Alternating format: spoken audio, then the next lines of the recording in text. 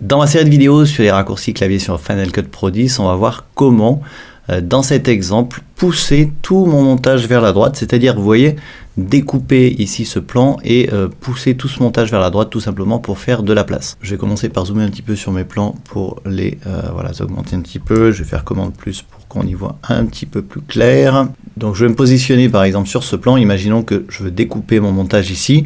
Donc je prends la lame de rasoir, le raccourci c'est tout simplement B.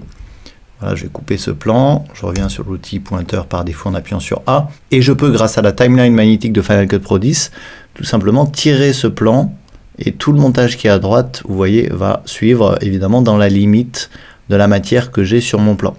Donc, si on veut le pousser un petit peu plus longtemps, eh bien, l'astuce réside tout simplement à créer un blanc ou à créer un noir, vous pouvez appeler ça comme vous voulez.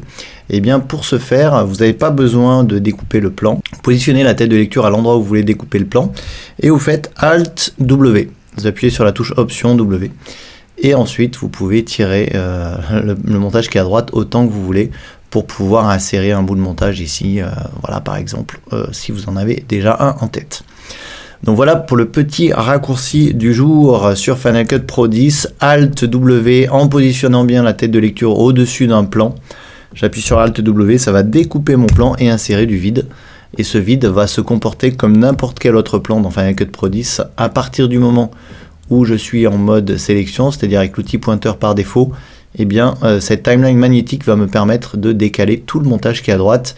Et vous voyez, tous les éléments qui sont en dehors du scénario principal vont également suivre, puisque tout ce qui est connecté au scénario va suivre tout simplement mon mouvement. Voilà, c'est très simple. Vous pouvez supprimer le vide aussi comme ça, et le montage revient comme il était avant. Voilà pour la petite astuce du jour sur Final Cut. Comme d'habitude, si vous avez des questions sur le sujet, n'hésitez pas sous la vidéo, sur le blog, dans les commentaires. Encore une fois, je réponds aux questions sur le blog et non pas sur Facebook ni sur YouTube, tout simplement parce que je n'ai pas le temps de surveiller toutes les plateformes. Si tout le monde pose des questions un petit peu partout, eh bien j'ai pas le temps de regarder les questions de tout le monde. Donc je préfère centraliser tout ça sur le blog. Voilà, merci d'avoir suivi cette astuce. Je vous dis à demain pour la prochaine.